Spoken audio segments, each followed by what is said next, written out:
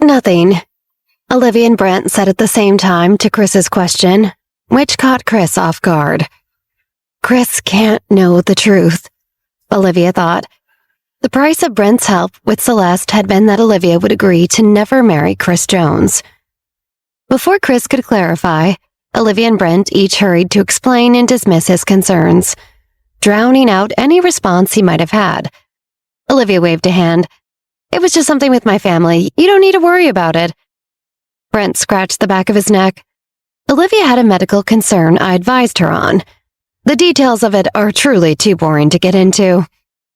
Brent pivoted quickly, changing the subject. By the way, you two, have you seen a girl hurry through here? About 16 or 17 years old, maybe this height? Brent gestured. Long hair, quite rude. She's wearing... Olivia already knew this must be the girl who had just bumped into Olivia and Chris a moment before. Yes, we just saw her. She ran that way. Olivia pointed down near the end of the airport terminal where they stood. Brent was stunned. I didn't even finish describing her. Honestly, I knew after you said rude, Olivia said, shrugging her shoulders. Brent grinned pleased, like a cat that had just cornered a bird. But that look gave way to concern. Does that mean you talked to her? Or had some sort of altercation? Olivia thought about what sort of answer she should give the doctor. More or less, but I don't think that's why she was in a bad mood. Brent's worry became tinged with a note of panic. Give me your hand, Olivia, quickly. Olivia held out her hand, uncertain about what was going on, and the doctor held her wrist with one hand and used 2 fingers from his other to check her pulse. After a moment of him feeling the beat of her heart and counting to himself, with Olivia trying to ignore puzzled looks from travelers walking by, he nodded. Stick out your tongue and say, Olivia couldn't imagine what he was checking for, but she trusted Brent, so she did as she was told. Brent turned the flashlight on his phone and craned his neck, peering around in Olivia's mouth and throat. He finally let out a long breath and put away his phone, satisfied. Phew. All right. Everything looks okay. But the next time you see her, avoid her at all costs. Huh? Olivia was baffled. This was all he was going to say? Who is she?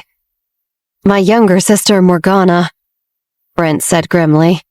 From the tone of his voice, it seemed like his relationship with his sister might be as unhappy as Olivia's relationship with her own. What we learned as we grew up was different. I was educated in how to save people, and she was trained in how to kill people.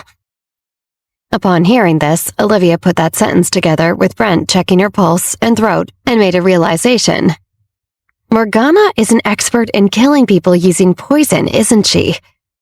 Brent tilted his head from side to side. He lowered his voice as he explained, not wanting to be overheard by passers-by. She's actually an expert in creating poison from animal and insect toxins, using methods that date back to medieval Europe and possibly earlier. Back then, the people who created these methods were called venom witches. And I thought my sister was a venom witch, Olivia joked. But that can't have been easy growing up with an actual expert. Brent smiled dryly. There are not very many people around anymore who practice this so-called witchcraft. Chris was listening intently, intrigued. Is Morgana your only sister?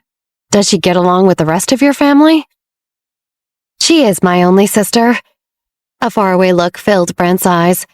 And you could say she is the last member of my family. Apart from her, the rest of our family members have died. Olivia was taken aback. She had no idea that this had happened to Brent. They died? I'm so sorry. What happened? As Brent reminisced, his grief and numbness turned to anger. I believe they were killed by other people who practiced this venom witchcraft. The ways they all died were too suspicious. It must have been the venom witches. Olivia felt a surge of odd kinship with this girl her age. Oh, wow. So she's here looking for revenge? Brent nodded. We did argue about whether that was wise for her to do. Of course, it isn't, but in the end, she convinced me to come to London, and she took off the moment we arrived, telling me she was going to take her revenge. I'm trying to catch up to her, and I've been chasing her for a while, but it's useless. I've been a step behind her for a while now. If she doesn't want me to find her, I can't find her. That's always been one of her talents."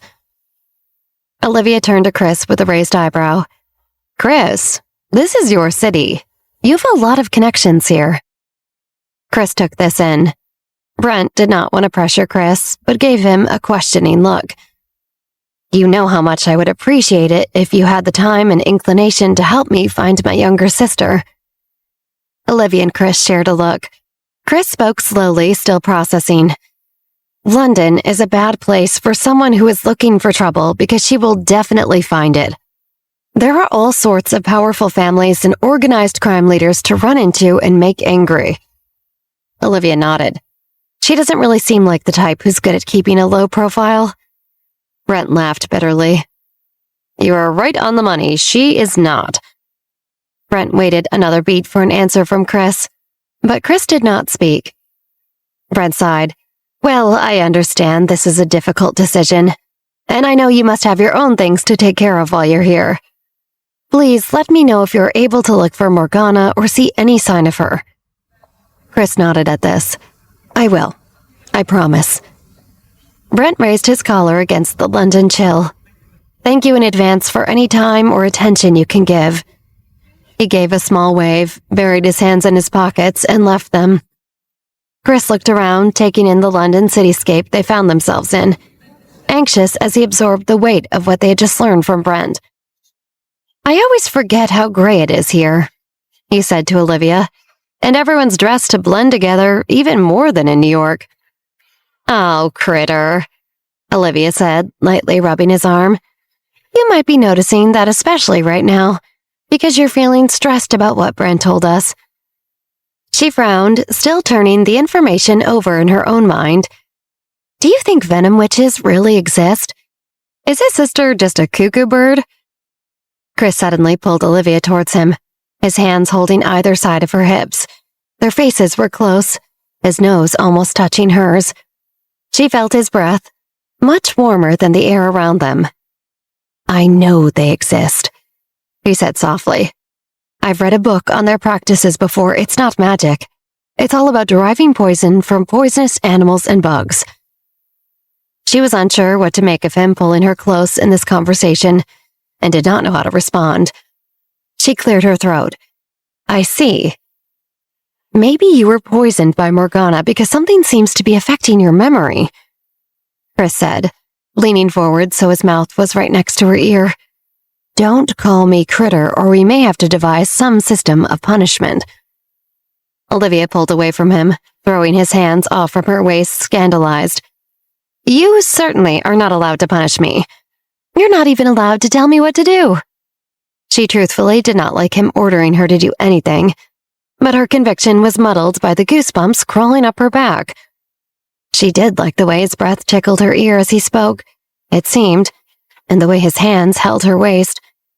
"Well, please hurry up and call me Chris, if you so choose," he said playfully, seemingly more in control of himself than she felt about her own faculties.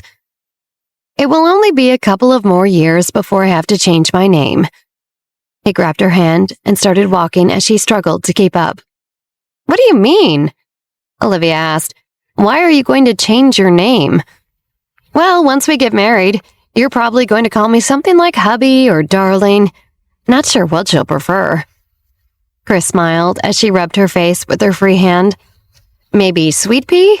I can definitely think of a few names I want to call you right now, Chris," Olivia joked, rolling her eyes with a sigh. Maybe she wouldn't marry this guy. She at least had a few years before she had to decide. "But you called me Chris. Great job." He gave her hand a squeeze. They finally exited the airport and walked to the waiting cars outside the terminal. They approached Sven, who got out of the driver's seat of a rented car. He saw that they weren't exactly walking in a rush. "What took you guys so long? Did you guys stop to take a nap on the way here or what?" "We actually ran into Brent the doctor. We ended up chatting with him for a while." Chris opened the car door for Olivia and she got in. She hated how much she enjoyed that small, old-fashioned gesture. He always remembered to open a door for her. Sven was flabbergasted. "Brent is in London right now too? Why?" Chris got into the other side of the car and sat next to Olivia in the back seat. Sven got back behind the wheel as Chris filled him in about Morgana, her generation's-old poison discipline, and her quest for revenge. Chris let a beat of silence hang in the air before he added something else. Sven, I need you to arrange for someone to look for Morgana. So, Olivia thought to herself in approval, he's agreeing to help Brent out after all. Sven nodded. Okay, he said simply as he drove the car away from the airport. Back on the sidewalk, among all the other people waiting for cars, a 17-year-old girl with long hair and a rude disposition watched them drive away. She dialed a number and put her phone to her ear. I'm here, she said. Where are you? A woman's gentle voice answered her on the other end of the line. I saw you. A black Porsche Panorama stopped in front of Morgana. The woman with the gentle voice, wearing sunglasses, rolled down the window. Hop in, sweetheart. Morgana nodded and got into the car from the other side. The driver looked at her in the rearview mirror. Miss, where are we going? Morgana looked out the window into the distance as she replied, Back to the Shook family. Sven drove Chris and Olivia just under a couple of hours through the outskirts of London until they arrived at the Jones family estate. Chris sighed. This is it. The Jones family's old HQ, Raven Park. Olivia had never seen it before. She was shocked by the aged wrought iron fence, vast lawns, the edge of an English forest skeletal from the winter, and a stately stone manor visible from the outside. The name Raven Park was wrought into the black iron of the front gate. As they drove up the majestic drive, tires crunching over gravel, Olivia thought that the home looked much older than any manor she had visited. Everything on the grounds felt heavy. Its roots were deep. Sven pulled the car around a huge fountain frozen over in front of the mansion. Olivia got out of the car, looking up at the stone ravens carved around its massive black doors. How old is this home? Olivia asked. Built in the 1300s, Chris said with a hint of pride. There are a lot of ghosts in here. He said that he intended to be lighthearted, but it made Olivia shiver for some reason. Sven opened the door for them, and Olivia peered into a huge, wide, dark front hall. This was Raven Park. Olivia took one step and stopped dead in her tracks. Something is wrong here, she thought. Something is very, very wrong.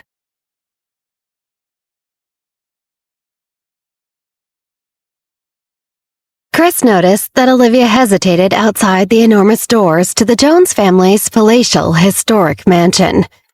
It was one of those old English estates that had its own name, and this one was ominously called Raven Park. Chris, oblivious to the brooding air he grew up steeped in, took Olivia's hand with a small, reassuring squeeze. Let's go, he said gently. She wasn't sure why she had such a sense of dread in this place, like the building itself was trying to tell her she was unwelcome. Maybe this feeling has something to do with my powers, she wondered internally. There could be magic in this old place that is incompatible with my own. But she couldn't say that to Chris. He probably thinks I'm just nervous to meet his family, she thought with a wry smile. She gave him a nod, letting him think that, and he led her inside. As soon as they stepped through the doors, an overwhelming pressure came from all directions. The ceilings were nearly 20 feet high, and the whole room was made with heavy, dark wood and stone. After just a few steps, Olivia slowed to a stop.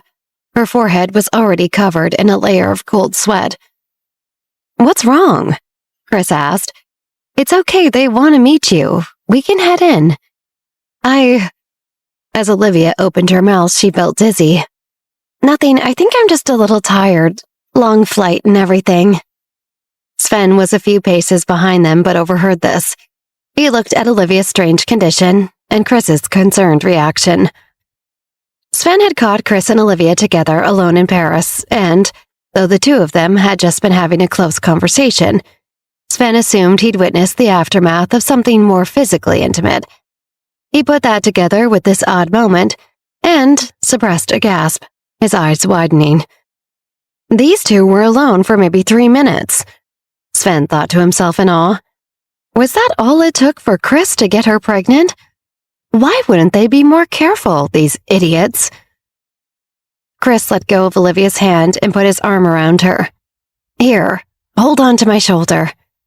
She did that, leaning her weight onto him without a second thought. She didn't have a choice at that point. Her thoughts were foggy. She was just reacting. Is that better? Chris asked. Olivia nodded and noticed a group of Raven Park staff walking their way, practically in military formation, their footsteps echoing endlessly in the vast room. A young woman in the lead looked at Olivia hanging off of Chris with disdain, but hid that emotion behind an expressionless mask. Chris, she called to them, it's so good to have you back at home. And Sven, welcome back. Little Lulu, long time no see, Sven responded with a smile. Lulu, a severe, ultra-professional housekeeper who ran the rest of the staff, but was like family after so many years of service, did not engage with Sven's playful familiarity and turned stoically to Chris. Even though she was young, she spoke with the authority of someone twice her age. Chris, your grandfather is already waiting for you. Got it. Lulu, how has he been since I was last around here? He is, as always, in good health. Lulu replied cryptically, but I know he is eager for you to come see him for yourself. Olivia did not have the energy or attention to read into this dynamic, as her odd reaction to the house grew worse and worse. She felt nauseous, and her face was pale. Good, Chris responded, then spoke to Olivia in a low voice. Do you want to rest first? Olivia shook her head. I'm fine. She was not fine, and whatever reaction was happening between her and this house was a very bad thing. But whether she was in a room upstairs or standing in the front hall, she would certainly not be able to rest. She might as well grit her teeth and push through. Whatever old ghost of the Jones family were trying to drive her away right now would not win. As she thought this, it seemed like the ghosts or the house itself took offense and redoubled their efforts. Her lungs started to feel smaller, and it was difficult to breathe. Are you sure?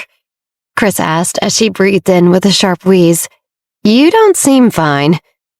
I am sure, Olivia said firmly, trying to adjust to taking smaller breaths without looking like a fish suffocating out of water.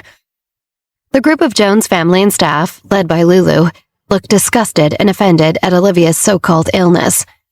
They were not impressed by this withering young woman that Chris had brought back to stay with them. They had been prepared to judge her harshly, but they did not imagine that it would be this easy to find her lacking. Chris used his hand to gently wipe sweat from Olivia's face. He frowned, finding her skin cold to the touch. He stooped down to pick her up, cradling her in his arms.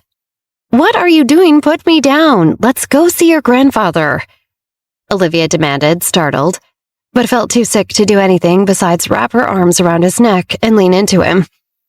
She did not like feeling so powerless, and with him carrying her like this, she did feel just like a child. She did find that being off of her feet was a relief. She worriedly realized that maybe losing the need to concentrate on standing upright meant she was one step closer to just passing out from whatever illness or attack this was. Chris called behind him. Lulu, go tell grandfather that I will come see him later. Chris carried Olivia back toward the front doors. Sorry to bother you, Lulu. Sven smiled apologetically, making a face that implied he too felt Olivia was simply being dramatic. He lowered his voice.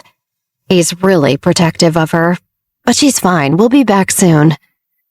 Sven hurried after Chris and Olivia, holding the door open for them before the three of them exited together. Miss Lulu. A maid standing behind Lulu stepped forward, looking embarrassed about the odd scene that just happened. The maid also knew after working with Lulu for so long that she certainly would not be in a good mood after this. Would you like me to? Do as Chris says, Lulu said in a low voice. Her demeanor was still cold, but she now had a blaze of hostility in her eyes. Lulu had seen Chris, Olivia, and Sven arrive, and Olivia had seemed completely fine. She was looking up at the house with big eyes, walking up, and talking to the boys as though she didn't have a care in the world. Then as soon as she walked in the door, she became overcome by some sudden illness? Lulu could tell this was obviously fake. She had seen it many times before. An overly confident young person, overwhelmed at seeing Raven Park in person, and at the prospect of having to make a good impression on their large, powerful family, would invent some reason to minimize socializing while they stayed on the grounds. The practice was cliché at this point and, frankly, pathetic. In the past, no matter what, Chris would always hurry straight to check in with his grandfather whenever he arrived at Raven Park. Now this fragile, dramatic, manipulative young girlfriend had Chris making his grandfather wait and forgetting what was right and proper. The powerful Charles Jones, waiting on a couple of teenagers. Lulu found the whole display distasteful and even obscene. In front of a fire that blazed in a black stone fireplace as tall as a man, Charles Jones swirled a glass of brandy. The maid knocked on the door, and despite it being ajar, stayed outside it. "Sir, your grandson Christopher has arrived." "And where is he now? Is he not with you?" Charles called back impatiently. The old patriarch was as sharp as he ever was, and had lived a life where he was primarily the one giving orders to anybody around him. The maid swallowed, nervous to relay this news. "His companion, Olivia Johnson, is not feeling well. Christopher had taken her to rest before he came to greet you." "Oh," Charles said simply. He drew a long breath, considering. He placed his glass on a nearby table. "Thank you for telling me. You may go." "Yes, sir," the maid said, relieved. She turned to leave, but Charles spoke, and she turned back. "Go and see if Chris and his companion have everything they need. Ask Dr. Collins to come and take a look at her." "Yes, sir." The maid nodded, but was confused. Lulu had seemed so sure Olivia was pretending to be sick. They had all seen fake illnesses like this hundreds of times, and she thought Charles would have immediately identified it as such, just as Lulu did. Dr. Collins was Charles' personal doctor and had been for decades. He was one of the top doctors in all of London. But then she realized perhaps this was a way to catch the foolish young girl pretending to be sick. She liked this plan. It would be fun to watch it play out. The maid left Charles, looking forward to fetching Dr. Collins. Suddenly, an older woman's voice came from inside the room with Charles. "Let's get the bad stuff out of the way first, Charles. Your precious grandson is still in his probationary period. Don't think that you can definitely take my precious apprentice. He still has to prove himself to me." Charles gave a barking laugh. "It won't be a loss to your apprentice if things don't work out, I assure you." He turned to his companion, concerned. "Though your apprentice is currently ill, aren't you going to take a look at her?" The woman leaned forward. Chef Carol Zarin, who was dressed fabulously, sighed. "No, I don't want to go. I'm a cook, not a doctor." Charles laughed, repeating her words. "A cook." "What can I say? I'm humble too," the woman replied. "But I don't want to see her like this, and I can't help her. Why would I go spend time with her like this? I'll be uncomfortable. She'll be uncomfortable, and we'll both be embarrassed. Who is that for?" "You're not an ordinary cook, and the two of you don't have an ordinary relationship," Charles insisted. "I've asked, and my brother's not coming back for his winter vacation. Do you still want to stay?" The woman was surprised. "He's not coming back? He really wants to stay at Royal Perry's place instead?" "That should be right." Charles crossed his legs, thoughtful. "Why don't you go to the Knife God's place to find him?" "No, I can't go." She raised her voice. "I absolutely cannot go. While my apprentice is here, I am not going anywhere." Charles sighed, rolling his eyes. "Then why aren't you going to see her now again? You really do confuse me."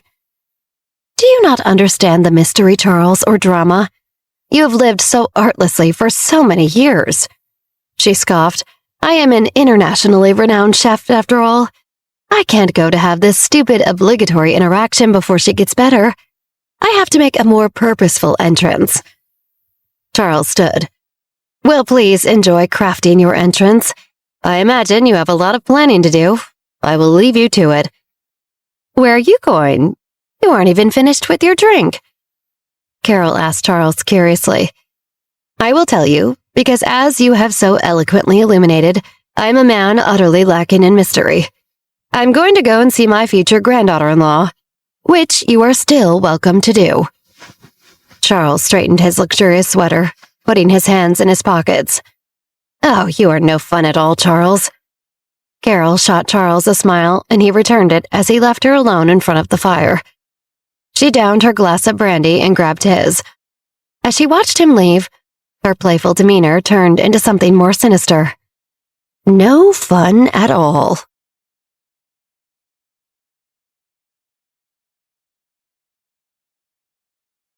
Hang on, we're almost there, Chris said in a reassuring low voice. He worried that he didn't hide his concern well enough as he carried Olivia in his arms through the courtyard. Even though the distracting pounding in her head and the alarming weakness throughout her body, Olivia still noted how impressed she was that Chris carried her so easily. Chris walked briskly with Olivia in his arms until they reached a small house on the outskirts of the courtyard. As soon as they were inside the house, Olivia felt the pounding ebb significantly, and the feeling began to return to her legs. She flexed her toes and fingers and took deep breaths. Chris walked into a bedroom and gently placed Olivia on the soft bed and quickly helped remove her shoes. That's it. How are you feeling now? Chris tried to ask casually so as not to alarm her, but the concern came through. He pulled the quilted covers up to Olivia's waist and tucked them around her. Much better. Olivia nodded, instantly relieved. She closed her eyes and relaxed under the warm blanket. I feel like I can take full breaths again. It was like I couldn't get enough air for a minute there. She breathed in slowly through her nose and out her mouth, and her chest rose and fell steadily. Chris reached out and carefully touched Olivia's forehead. Her skin had some warmth to it, which was an improvement over how cold and clammy it was back inside the main house. That's good. You already look better, too. You have some color back in your cheeks and lips, I mean, Chris said, and breathed a big sigh of relief. The front door to the house opened and shut, and Sven hurried in to check on them. He took in the sight of Olivia and saw her tightly knitted brows gradually relax. Better? He asked hopefully. Way better. Olivia sighed and gave him a thumbs up, her eyes still closed. I'm glad. Sven nodded reassuringly at Olivia. He walked up behind Chris and tapped him on the shoulder. Chris looked up and Sven motioned for him to follow out of the bedroom. Chris patted Olivia's arm once more and stood to join Sven in the small living room. Sven, who was still under the impression that Olivia's condition was a result of Olivia being pregnant with Chris's child, looked at Chris with a serious expression. Chris, you're going to have to take extra good care of her right now. I know, Chris nodded. However, he did not know what Sven was implying. But like more than usual now that she's, you know. Sven looked pointedly at Chris. Huh? Chris was really confused now. It's all right, you don't have to explain anything to me, I already know. Sven waved his hand nonchalantly. Olivia needs you to take extra good care of her now. I've kept you out here long enough already. Get back in there, big guy. Sven smiled and nudged Chris back in the direction of the bedroom where Olivia was resting. Big guy? Chris questioned but shook his head and shrugged it off as he walked back to the bedroom. Sven seemed very confident about what was wrong with Olivia, but he also wasn't making any sense. Sometimes Sven could be confusing when he was trying to be vague, and maybe he just didn't want to get into the details right now. He was right about one thing, though. Olivia did need his care right now.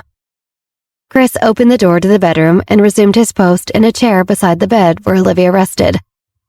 Olivia's eyes were open and she felt much more normal. She sat up and put some pillows behind her back to prop her up. Are you sure you want to sit up? Chris asked. Don't try to do too much too fast. I'm fine, I want to sit up, Olivia insisted. I'm still thinking about your grandfather. I think we can wait a little bit, but I definitely want to meet him. It's a good opportunity. Olivia still didn't feel back to 100%, but after she rested a while and recovered, they could go to see him.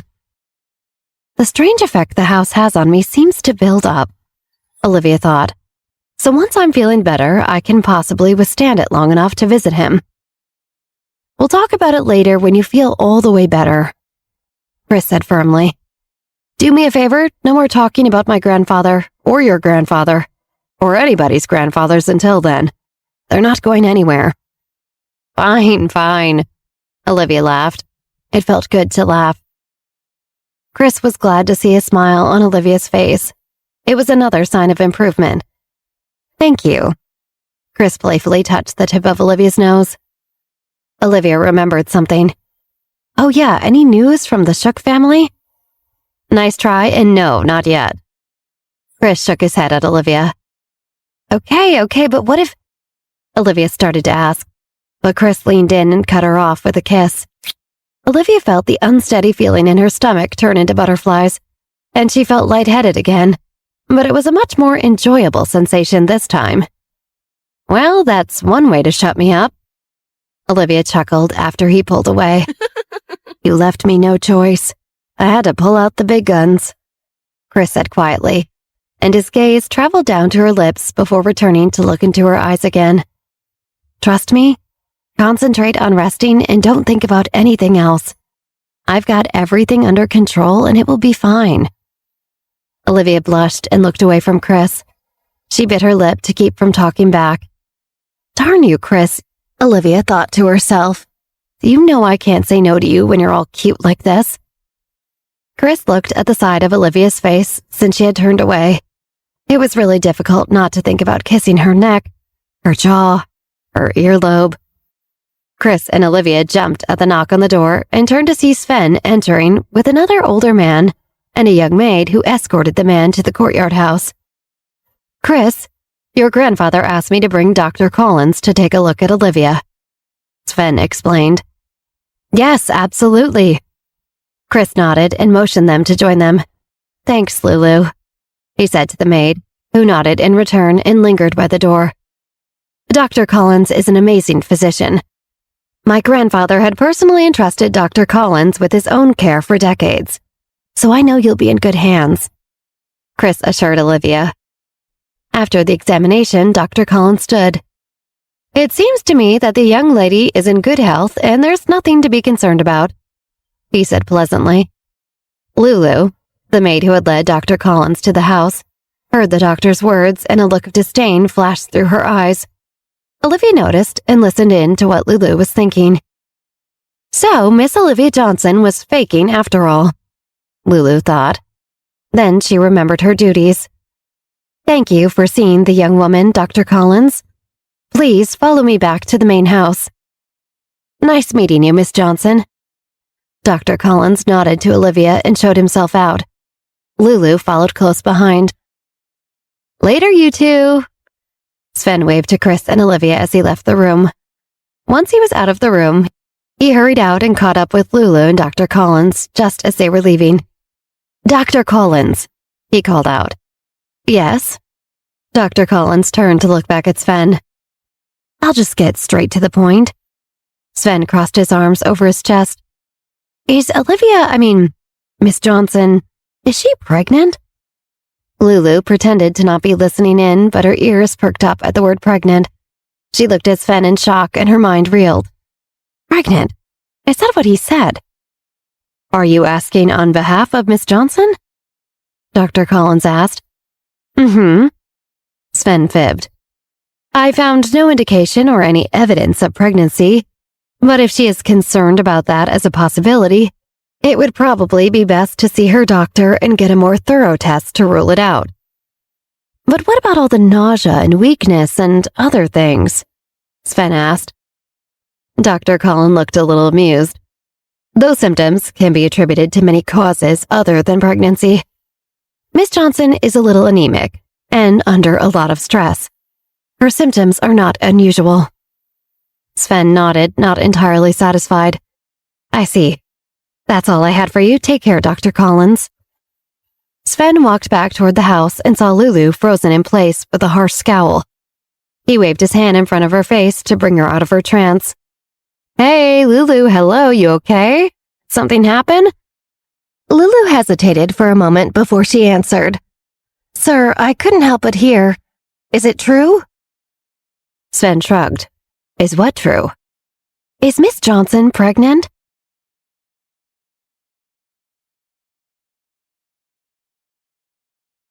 Well, is Miss Johnson pregnant? Lulu peered at Sven, anxious for an answer. Honestly, I don't know for sure. Sven shrugged. If you heard that much.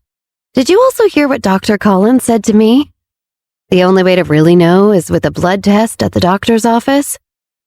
Sven suddenly frowned. I shouldn't even be telling you this. I'm a loyal servant to the Johnson estate. The secret is safe with me. I'm just as concerned as you are, Lulu assured Sven. She smoothed her skirt and feigned disinterest. So the father, then? Oh, I'm not worried about them, Sven assured Lulu. Olivia's a really great girl, and Chris is already doing the right thing. Chris?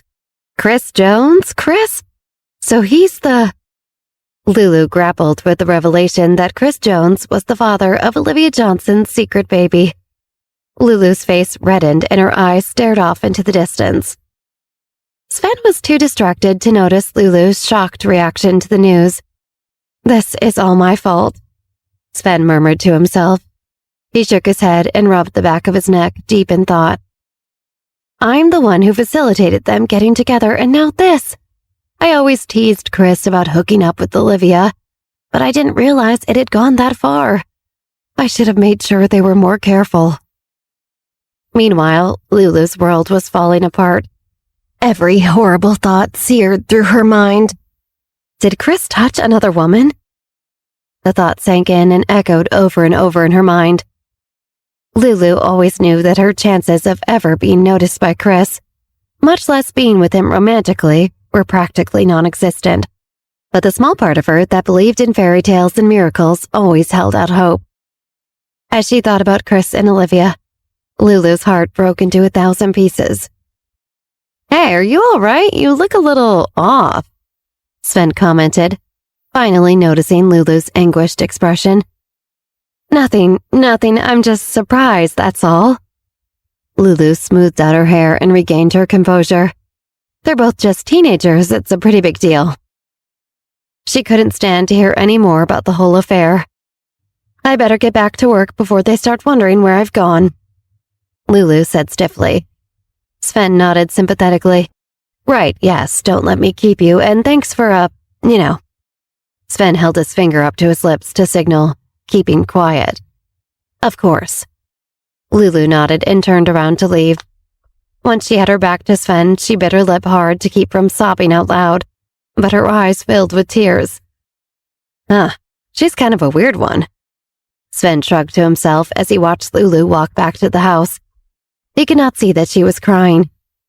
He started walking in the other direction. One reason he ran out there in the first place was to ask Dr. Collins about Olivia's pregnancy. But he also really did want to investigate the matter of the Shook family. Back in the room where Olivia rested, Chris gently held Olivia's hand in his and rubbed the back of it with his thumb. You can fall asleep if you want.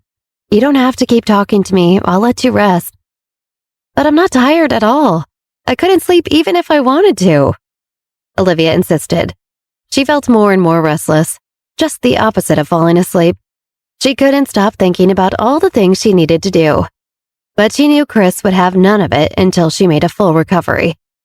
He's probably right. Olivia also noticed she liked the feel of Chris's hands around hers. It was warm and comforting, even if it was a little confusing. She was feeling better and better the longer she was away from the main house. Getting away from that house is definitely helping me feel better. But so is Chris's little hand trick. At the same time, Chris was also enjoying feeling Olivia's hand in his. It never ceased to amaze him how much larger his hands were than Olivia's. It added to how protective he felt of Olivia. Olivia watched how intently Chris was looking at her hands, and she started to feel self-conscious. Something wrong with my hand? Olivia joked. A warmth came over Chris's eyes as he looked at Olivia. I was just thinking I could do this for my entire life and it would never be enough, Chris said quietly and kissed the back of her hand. Wow, does that line work on all your girlfriends? Olivia teased. Chris was not deterred.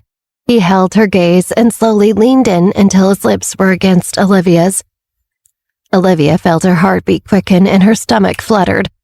All kinds of wild thoughts of what she wanted to do with Chris raced through her head. But at the rate people were walking in through her door unannounced, she decided it was best to push those thoughts away for the time being. I thought you wanted me to rest. Olivia smiled as she came up for air, biting her lip coquettishly. Chris inhaled through his teeth, then closed his eyes, shaking his head. You're right. I don't know what came over me. Chris chuckled. I should call Dr. Collins back to see if he'll diagnose me with Olivia fever. And what's the cure for Olivia fever? Olivia asked, playing along. I think you know, Chris said as he looked into Olivia's eyes with a smoldering gaze. Olivia felt the deep desire growing in her chest. Maybe we'll be left alone for just a bit longer. Olivia thought hopefully as she leaned toward Chris again. Suddenly, they both heard brisk footsteps approaching outside the room. Chris recognized the cadence of the footsteps immediately. Grandpa, Chris said in surprise, and he stood up. At the mention of Chris's grandfather, Olivia sat up quickly and smoothed out her hair with her fingers. She looked up at the doorway and saw an old man with longer white hair walk in. His features and mannerisms reminded her of his brother, Chef Theodore. He wore a suit that gave him a scholarly look, and his sharp eyes were a little intimidating. Olivia found it easy to imagine that he would have been quite a sight when he was a young man. Grandpa, Olivia exclaimed. As soon as she said it, Olivia regretted it immediately. Grandpa, what was I thinking? That was so cringe and way too personal. I've never even met him before. Ugh. I blame Olivia fever. Charles Jones raised his eyebrows in surprise, then exclaimed, Grandpa, the same way Chris and Olivia did. Charles chuckled to himself and walked in as Olivia and Chris laughed off the awkwardness. Charles turned to Chris. Did Dr. Collins make it? He said it's nothing serious, just recommended rest, Chris replied. Olivia smiled pleasantly and confidently back at Charles. Before Olivia could dip into his thoughts, he already spoke his mind out loud. You are as impressive in person as your reputation from afar. Charles smiled, satisfied. It seems that the choice for a granddaughter-in-law will reflect well on us. Mr. Jones, you're too kind. Olivia nodded graciously. Phew, I sound like a normal person again. Please call me Charles and continue to make yourself comfortable. If you need anything, just tell my grandson. He's been an excellent host. Olivia smiled at Chris. Since you are not feeling your best, I will arrange dinner in the courtyard. What do you think, grandson? Charles asked with a look at Chris. That would be wonderful. Chris agreed. Thank you, Charles. Olivia smiled appreciatively. Thank goodness I get to stay out here. If I had to go back to the main house again so soon for dinner, I'd probably be curled into a ball on the floor after just a few bites. I need more time to be able to withstand whatever it is that house does that drains me so severely. It's almost as if the house is trying to keep me away. What plans do you have tomorrow? Charles asked, interrupting her thoughts. Tomorrow? Chris looked questioningly at Olivia. Tomorrow I was hoping to visit the Shook family. Olivia answered as neutrally as possible. The Shook family? Charles raised his bushy gray eyebrows in surprise. I understand the Shook family is in some trouble of sorts. What is it you want with them? Well, I'm interested in meeting the head of the Shook family, Olivia said innocently. If there's something deeper going on with the Shook family, he's bound to be involved. But I can't exactly just say that, can I? Charles laughed heartedly. Very well. Young people like you don't care as much about rumors and reputations, I suppose. I don't recommend it, but I won't stop you. Fair enough. Olivia nodded. On another note, Charles suddenly pivoted. I also hear news of Michael leaving the Johnson family. Do you happen to know anything about that? Olivia looked into Charles Jones' friendly yet piercing eyes. What is he hoping I'll say?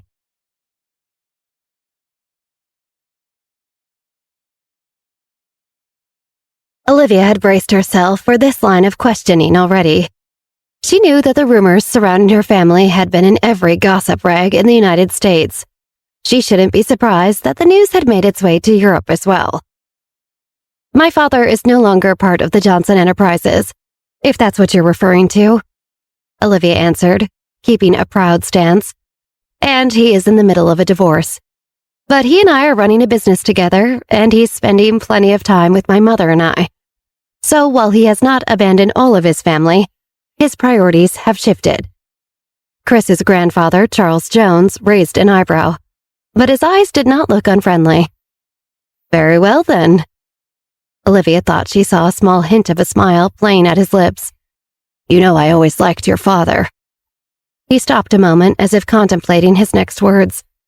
Your grandfather, on the other hand. Chris's grandfather seemed to instantly regret that he had started this line of thinking. Olivia quickly spoke up to let him know he had not pushed any boundaries with her. My grandfather is a difficult man who has made his fair share of enemies in his life. Charles let out a chuckle. Well put, young lady. I just hope old Jack Johnson doesn't take your family the way of the Rose family. Such a shame what happened to them. Olivia perked up at this. She didn't know any of the Roses personally, but she knew Mark DeLillo had somehow been related to them. She remembered him talking about it in their past life. She remembered he once blamed the Johnsons for the Rose family's demise. He had used that at the time to try to make Olivia feel guilty. It made her angry just thinking about it now. The entire reason Mark DeLillo had targeted Olivia in the first place was to get revenge on the Johnson family for what he believed they had done to the Roses. But at the time, she had been so overcome with guilt and trying to please Mark that she had never bothered to learn more about the fate of the Rose family. This could be her chance. I don't think I'm familiar with the Rose family. Olivia tried to sound like she was simply expressing an innocent curiosity. No, they're from New York as well. But of course, they don't show their faces in public too often anymore. After all, who could blame them? Charles Jones checked his watch then. Anyhow, that's a story for another time. You should be resting now, my dear girl. You're probably right. Olivia didn't want to push her luck with the old man. He seemed to like her, and she didn't want to ruin her good standing in the Jones family, for many reasons. Charles turned his attention to his grandson then, gesturing to him. Christopher, why don't you accompany me? I want to have a talk with you. Chris looked at Olivia apologetically. If his grandfather was summoning him, there was no way he could refuse. Hopefully you'll be well enough to join us for supper later. Charles smiled at Olivia before ushering Chris out of the room and shutting the heavy mahogany doors behind them. Out in the hallway, Charles Jones placed a hand on his grandson's back as they walked. You know, I like that Olivia girl, despite her connection to the Johnsons.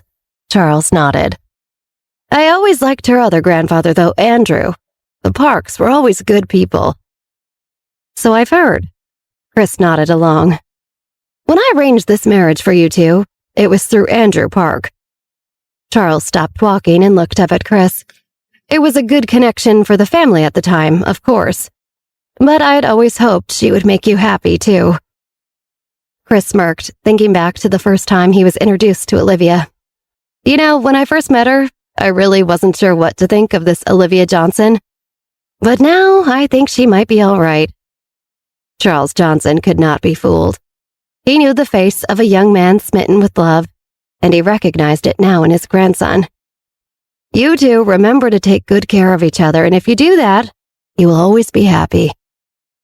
I will, Chris promised his grandfather, but he knew in his heart that this was true. No matter what happened, he would always take care of Olivia. Speaking of young people, did you happen to see Lulu when you arrived? Charles began walking again, holding onto Chris's arm for balance.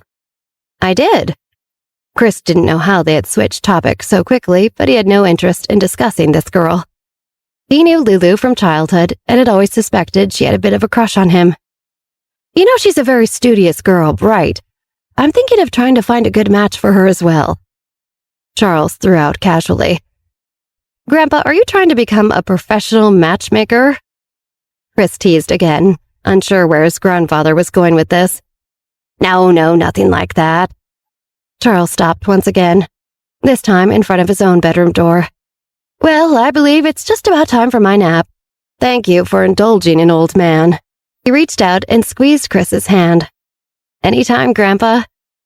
Chris smiled at his grandfather, then let him enter the room to rest. After departing from his grandfather, Chris made his way back to his own room, where Olivia had been left to rest. He knocked lightly at the door before pushing it open ajar. When he peeked in, he saw Olivia standing up out of bed. She looked up at him like she had been caught. "This doesn't look like resting," Chris said, pretending to be stern. "I just wanted to see if I could stand on my own. I was going to get right back in, I promise," Olivia insisted. Chris shook his head, smirking at Olivia. He walked right over to her, slipping his arms around her waist, then hoisting her up over his shoulder. She squealed in mock terror. "Christopher Jones, you put me down!" Chris flopped her onto the bed, pulling the covers down and trying to get her to slip under them, as she squirmed and giggled, attempting to free herself from his grasp. "You have to rest!" Chris was almost out of breath now, a mixture of the effort he was using to restrain Olivia and the laughter they were both admitting had him gasping for breath. Suddenly, they both realized what kind of position they had gotten themselves into. Olivia sprawled out on the bed with Chris on top her, pinning her down by her hands. Olivia's mind instantly went to Chris's lips on her own. She couldn't help herself when his mouth was this tauntingly close to her own. Apparently, Chris had the same thought, his eyes moving from Olivia's eyes to her lips. "Careful, you don't want to get sick with whatever took me out," Olivia joked. She was still not confident they had much privacy, and she didn't want to leave her host with a scandalous impression. "I'm already sick, remember? I have Olivia fever," Chris teased, leaning in closer to her. His eyes were full of wanting. Olivia looked deep into Chris's eyes, feeling the exact same way. Maybe this is the right time, Olivia thought to herself. After all, he brought me home to meet his grandfather. Almost as if Chris could read her mind for once, he pulled back slightly, biting down on his lip. "We shouldn't live." A look of hurt flashed across Olivia's face, but Chris quickly spoke up before she could get the wrong idea. "I want to, believe me, I want to so bad." Olivia blushed hearing Chris say this out loud, but she couldn't deny she felt it too. "I just think that here isn't the right place. Not for our first time," Chris continued. "You said you wanted it to be special, and I want that too. This place," Chris looked around the room, his mouth falling into a frown. "It is too many memories." Olivia could see that Chris was lost in thought.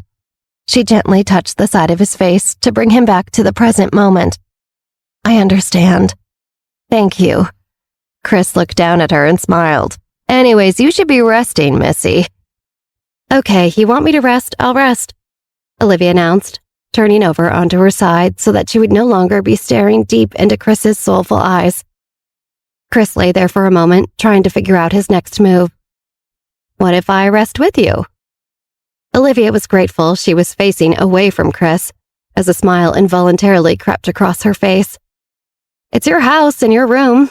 I can't tell you what to do." She tried to sound as nonchalant as possible, but deep down, Olivia hoped Chris would stay. What she didn't expect was to feel Chris scooch up behind her, fitting his body perfectly against hers and slipping one arm under her neck and one around her shoulder, so that she was neatly cocooned by him. She felt his warm, hard body against hers, and a shiver went down her spine. This is a decent compromise, Olivia thought to herself as she decided to just enjoy Chris's warmth for a moment. Just as the two of them were getting comfortable, the doors to the bedroom burst open. "Chris, update with the shook..." Sven stopped mid-sentence when he saw Olivia and Chris in bed. Chris shut his eyes tighter, cursing himself for not locking the door. But Olivia was already pushing him away. "What about the Shook family?" Olivia bolted upright in bed, trying to make things as unawkward as humanly possible. They're having a banquet tomorrow night." Sven looked between Olivia, whose cheeks were practically crimson despite the neutral expression she wore, and Chris, who looked like right now he was imagining 10 different ways to get back at Sven for ruining yet another moment. Then I should go find a dress to wear. Olivia hopped out of bed, rushing out of the room, without even a goodbye. Sven looked at Chris then, smiling apologetically. You good? Chris glared at his friend. Never better.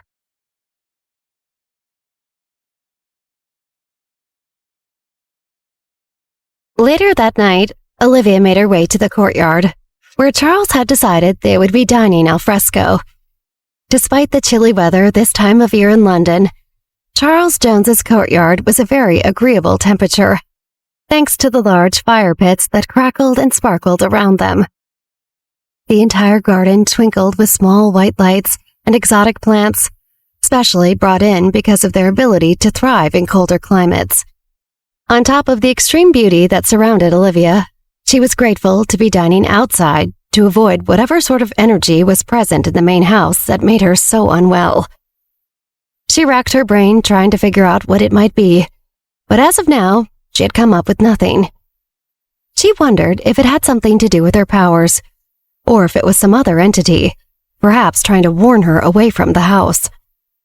Chris sat next to Olivia, admiring her beauty in the soft light of the candles placed around the table. At the head of the table, his grandfather sat, smiling as he watched the two young people. Sven, who sat across from the two lovebirds, was not as moved by their young love. In fact, he was feeling slightly nauseated by the gooey look on his friend's face as he stared at his fiancée. Next to Charles stood Lulu, ever attentive. She leaned down to the old man. Sir, shall I have them bring out the dishes? Yes, we're ready now. Charles gestured for Lulu, and she rang a small bell signaling for the servants to enter. Olivia watched as the small team of servants, dressed in matching black and white outfits, paraded out into the garden, carrying silver trays of some of the most delicious-looking food Olivia had ever seen. She had to admit, she hadn't had high hopes for the cuisine in London. British food had always struck her as less than appetizing. But as she looked on at the roast goose and the braised cabbage, she could feel her mouth watering. As she followed the trays of food with her eyes, her gaze landed on Lulu. She was taken aback when she saw that the girl seemed to have been already glaring at her. Lulu looked away quickly, leaving Olivia to wonder if she was just being paranoid. But this wasn't the first time since entering the Jones Manor that Olivia had felt a sort of coldness, seemingly reserved just for her, emanating from this Lulu. As Lulu went over to the buffet to help the servers divvy up the plates, Olivia leaned across the table to Chris. Hey, what's up with that girl? Olivia gestured with her chin towards Lulu. Chris turned and swallowed when he saw who Olivia had been referring to. You mean Lulu? He tried to sound as casual as possible, taking a sip of the white wine that had just been poured for him. What's her deal? Olivia pressed. She found that usually when she had a suspicion about someone, she should follow it. Chris sighed. Her name is Lulu, she's your age, and she's the only daughter of my grandfather's former housekeeper. Chris looked down at his plate, unable to meet Olivia's eyes. After her mother died in a car crash, my grandfather took care of Lulu. Now she's learning to run the household herself, just as her mom did. Oh, I see. Olivia leaned back in her chair, trying to get a better look at this Lulu. You guys talking about Lulu? Sven whispered, smirking devilishly. She's always had a huge crush on this one. He nodded towards Chris, who shot daggers back at Sven with his eyes. Oh, so that's it, Olivia thought to herself. It all made sense now. This Lulu was jealous of Olivia and her relationship with Chris Jones. Well, if Lulu was going to be catty about it, Olivia could be catty back. As soon as Lulu looked over at the two of them, Olivia slipped a hand under the table, placing it on Chris's thigh. Chris almost choked on another sip of wine at the feel of Olivia's touch. Are you all right there, boy? Charles wrinkled his brow, concerned for his grandson. I'm fine, grandfather. Chris hit his fist against his chest, trying to help the situation. In my day, we were taught to savor our wine. These days, everyone is in such a rush. Charles laughed heartily, oblivious to the real reason Chris had swallowed too quickly. Chris smiled at his grandfather, then turned to Olivia, reaching under the table and grabbing her hand. "What are you doing?" he whispered angrily. "I'm just putting on a little show for your childhood sweetheart," Olivia teased. Chris glanced over at Lulu, who was currently placing a full plate of food in front of his grandfather. Chris felt conflicted.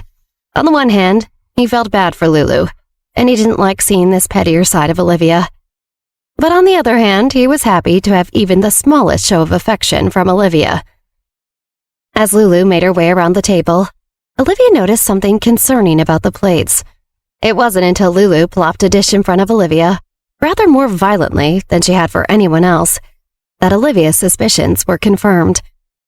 While the men at the table began to dig in, Olivia grimaced at the poultry on her plate, now drenched in a light yellow sauce. Charles was the first to notice that Olivia was not partaking in the dinner with the rest of them. "Dear, is there something wrong with your meal?" "Oh, no."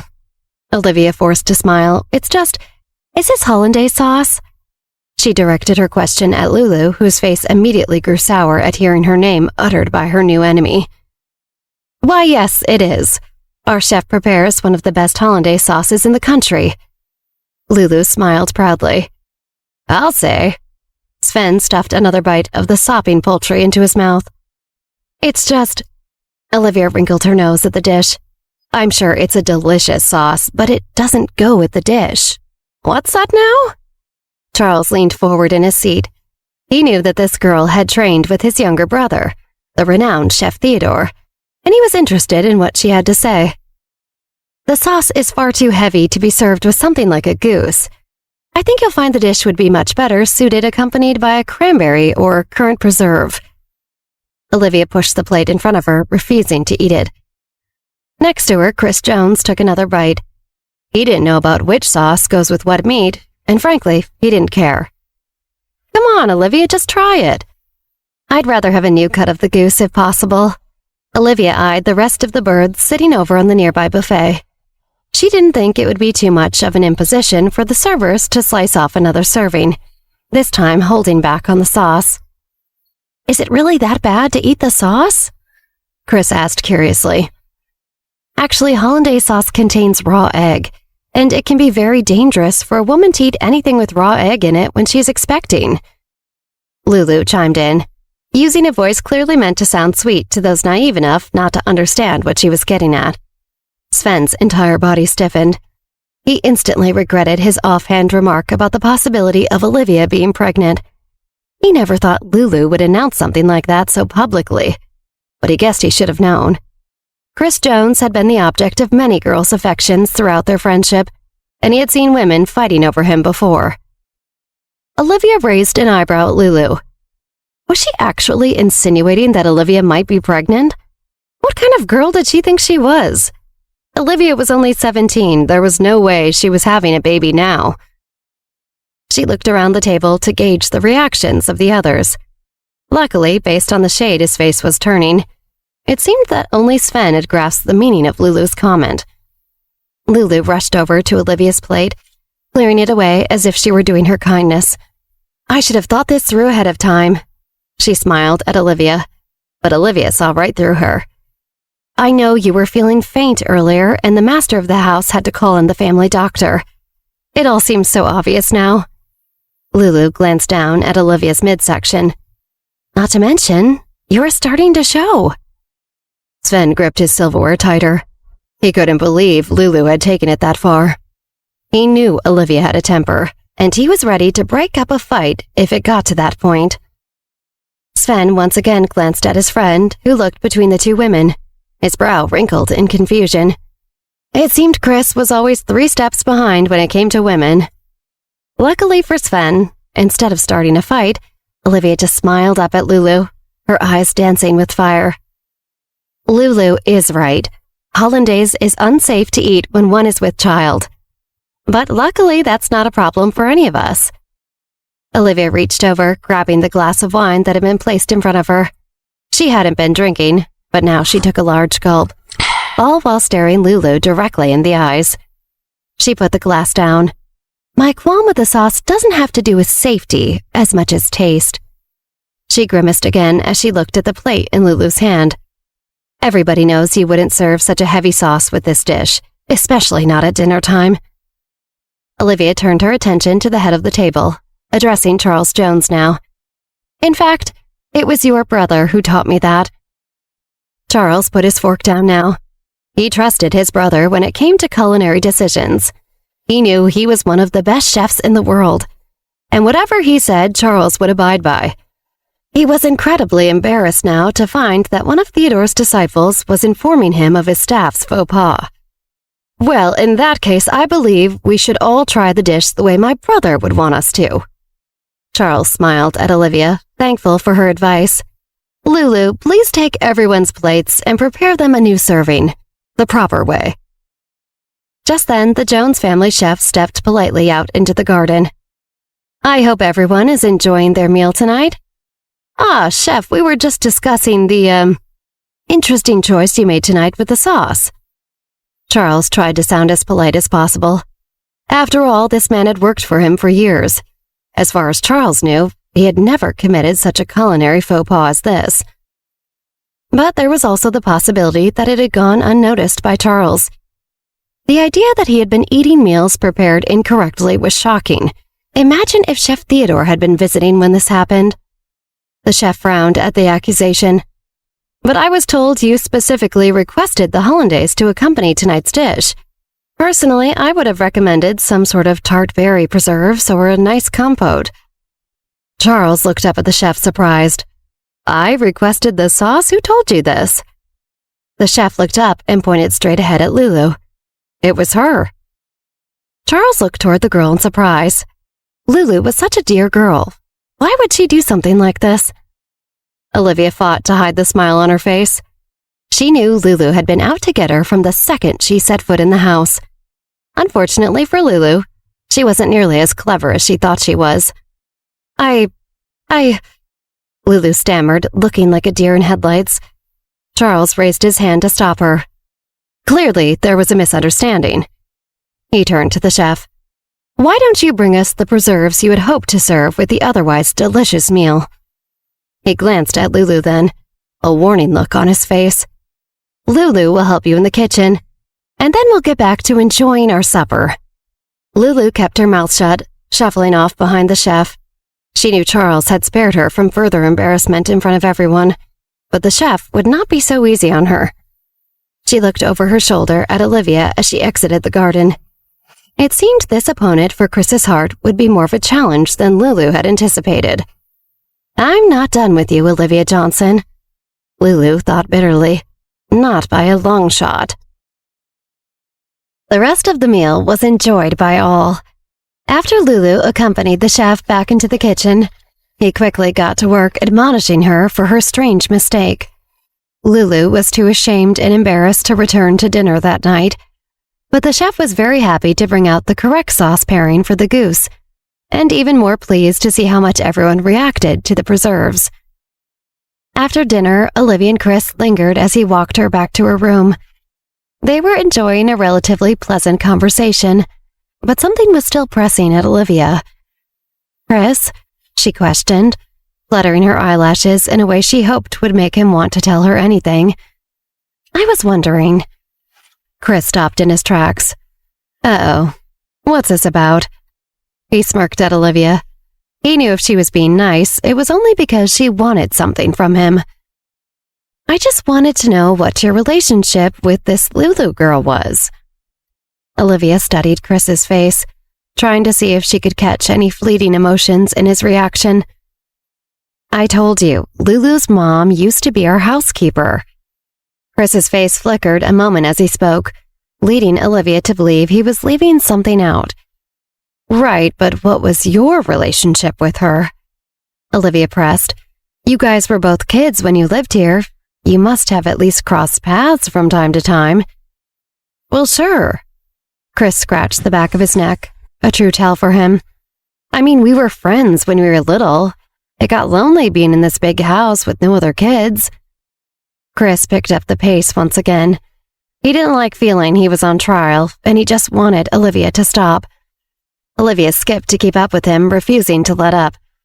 But if she has a crush on you, like Sven says, there must be a reason, no? Sven's just messing with me, Chris scoffed. How is telling me that Lulu has a crush on you messing with you? Olivia couldn't help herself but push. She wanted Chris to tell her the truth. Because he knew you would annoy the shit out of me all night if he said that, Chris teased, a slight warning in his voice. Olivia went quiet now, but her mind still whirred with curiosity.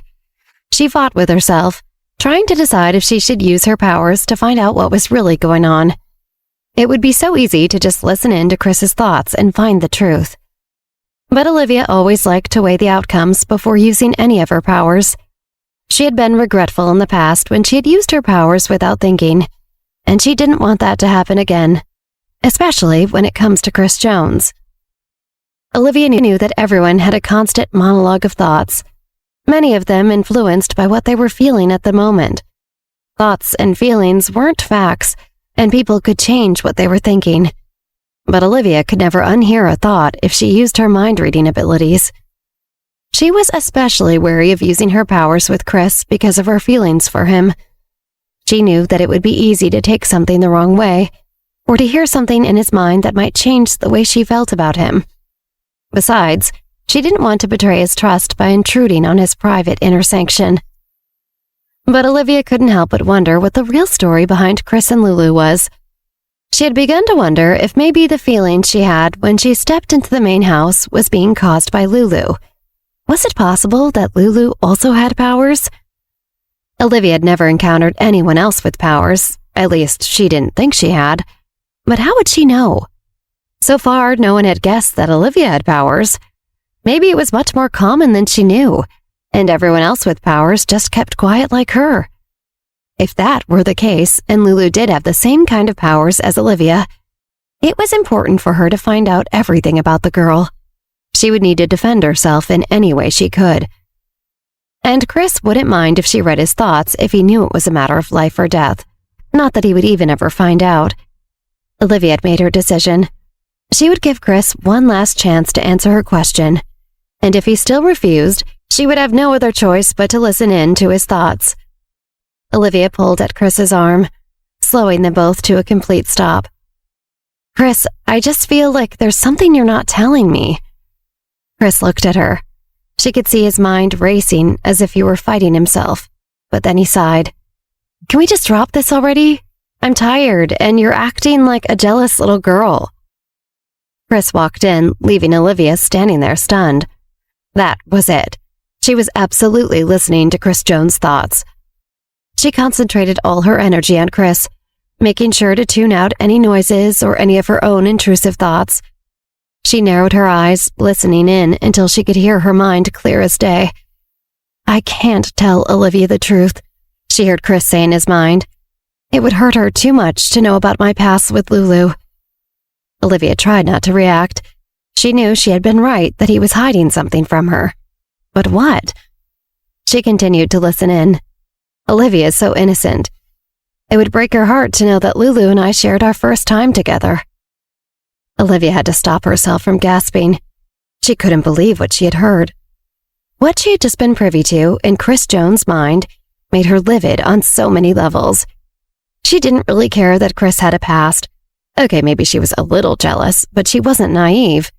Olivia knew that Chris Jones spent a lot more time unsupervised as a teen, and she expected he had had other relationships. But that he thought of her as such an innocent little flower really pissed her off. She had been married before, for goodness sake. In her past life, she had gotten into tons of trouble, most of it at the behest of Mark DeLillo, of course, but still, she had many life experiences Chris knew nothing about. Not to mention the experiences he did know about. Chris had seen the kind of danger Olivia had been in her past. He knew she was a formidable opponent in the face of an enemy. Despite what he thought her relationship experience was with other people, he should never think of her as an innocent. Olivia was not a little girl. Olivia clenched her fist as she replayed Chris's voice in her head. On top of all this, the thing that made Olivia the angriest was that he had lied to her. and he had tried to make her feel like she was in the wrong for asking him for the truth. He had suggested that she wasn't acting crazy, but that was nothing. Olivia could show him crazy. "Are you kidding me?" Olivia raised her voice at Chris. "You did not just tell me that I'm acting jealous." Chris looked up and down the hallway, embarrassed by Olivia's outburst. There was already a stereotype amongst the British that Americans were loud and rude. Chris didn't need Olivia to further that stereotype in front of his family. "Come here." Chris spoke through his teeth. He grabbed Olivia's arm and pulled her into an empty room. As soon as the door closed behind him, Olivia wrenched her arm free from Chris, crossing her arms over her chest and staring at him defiantly. "Olivia, I don't know what else to tell you. There is nothing going on between Lulu and I." Chris seethed. "I know there's more to the story that you're not telling me." Olivia dug her heels in. She wouldn't let him off that easily. "Maybe I am crazy, but if I am, then so is Lulu. There's no way she would be so obsessed with you if something hadn't happened." Chris looked at Olivia, studying her face. He didn't want to be fighting again, but he also didn't think it was any of her business what he had done when he was 16. After all, he didn't even know Olivia existed back then. "It doesn't matter what happened in the past." Chris paused. He hadn't meant to raise his voice so loudly. "I swear on my grandfather's life, there's nothing going on with me and Lulu. She is like a sister to me. And now I would like it if we would just drop this conversation." Chris's words triggered something in Olivia now. She smiled, facetiously. "Oh, really? She's like a sister to you?" "Yes." Chris was so exasperated at this point that he would say whatever Olivia wanted to hear to end this conversation. "That's funny." Olivia's smile melted then into a frown. "Because that's the exact same thing I said about Jeremy in Paris, and you refused to believe me." Olivia felt her face go hot. She was so angry she wanted to scream, but she also felt the threat of tears in her eyes. Chris stepped forward and Olivia flinched. He held his hands up, moving slowly to show her he came in peace. "You're right. I didn't believe you when you told me about Jeremy. I'm sorry." Olivia felt a tear escape from one of her eyes and roll down her face. Before she could react, Chris reached out tenderly and wiped it away. Olivia didn't move. She just stood there, arms still crossed and face pouting, not quite ready to forgive Chris yet.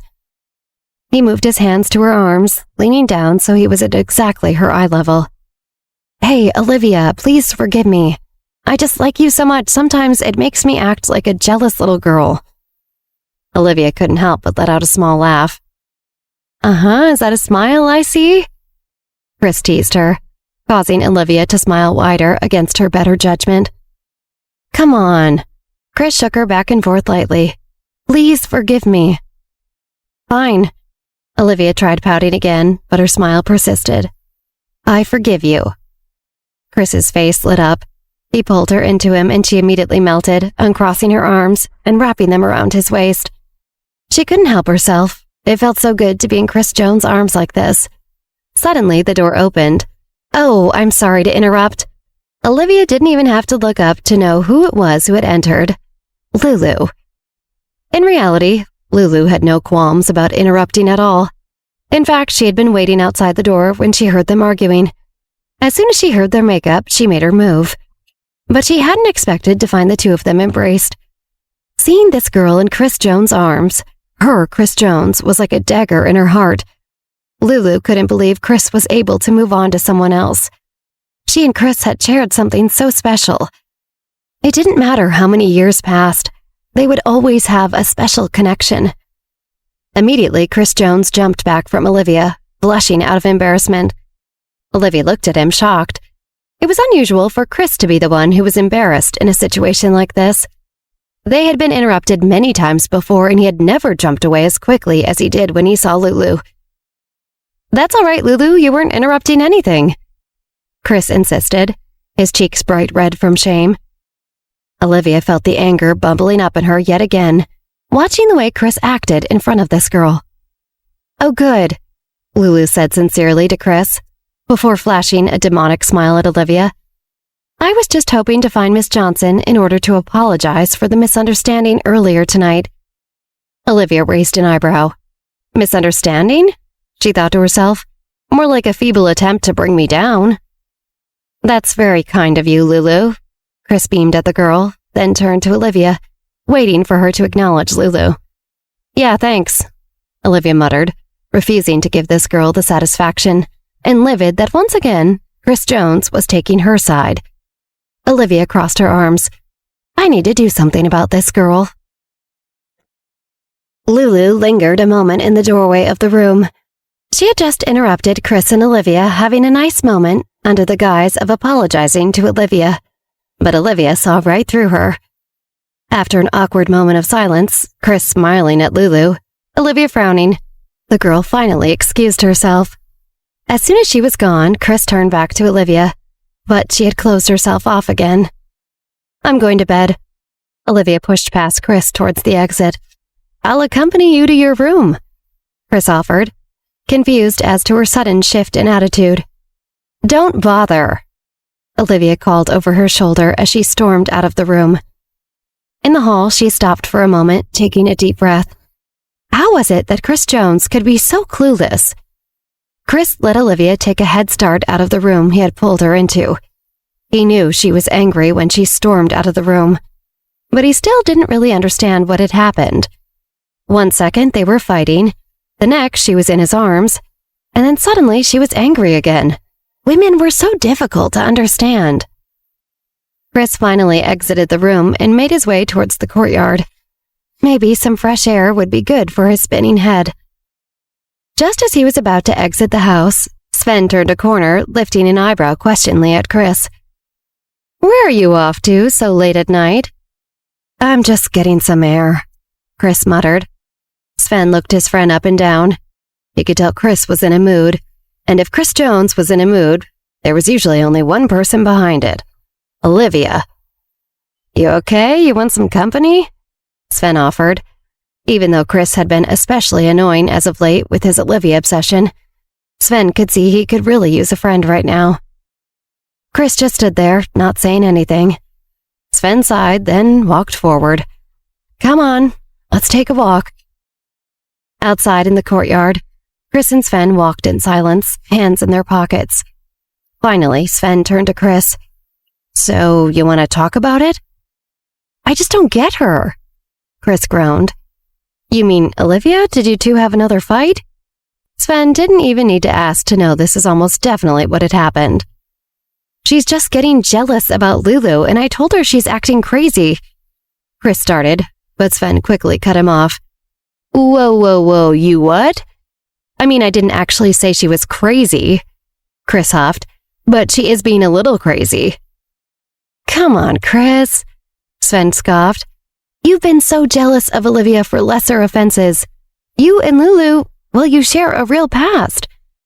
Yeah, but Olivia doesn't know that, Chris insisted. He didn't want to admit he was in the wrong. At least not yet. Sven laughed.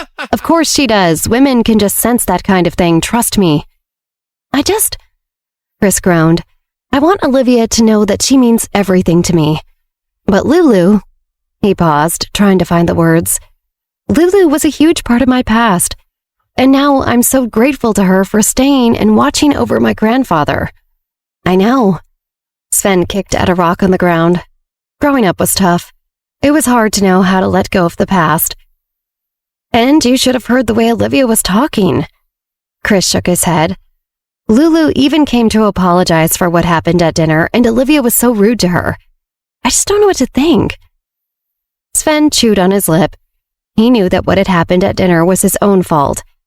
If he had never suggested to Lulu that Olivia might be pregnant, then Lulu wouldn't have served a dish with raw eggs, trying to get Olivia to confess.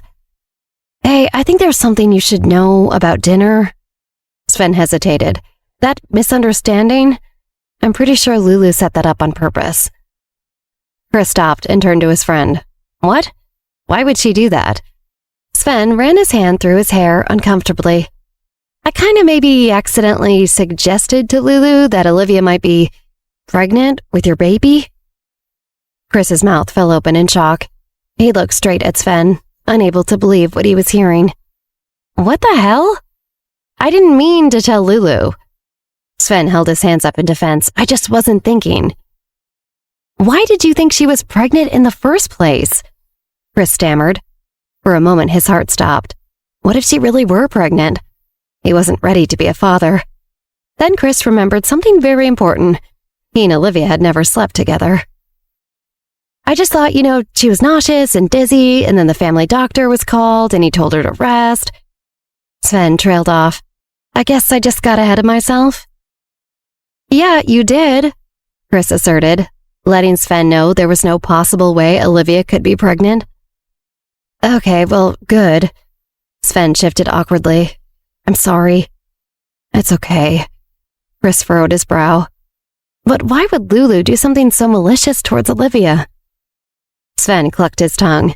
Oh, come on, don't be so naive, man. What are you talking about? Chris looked at Sven, truly baffled. She's clearly hung up on you. Sven rolled his eyes. And now she sees you, in love with this girl who is wealthy and educated and from a good family. All the things she's not. I can hardly blame her for being a little jealous. Chris stared into the middle distance, putting the pieces together in his head. I can't believe Lulu did that. Now I understand why Olivia was so pissed.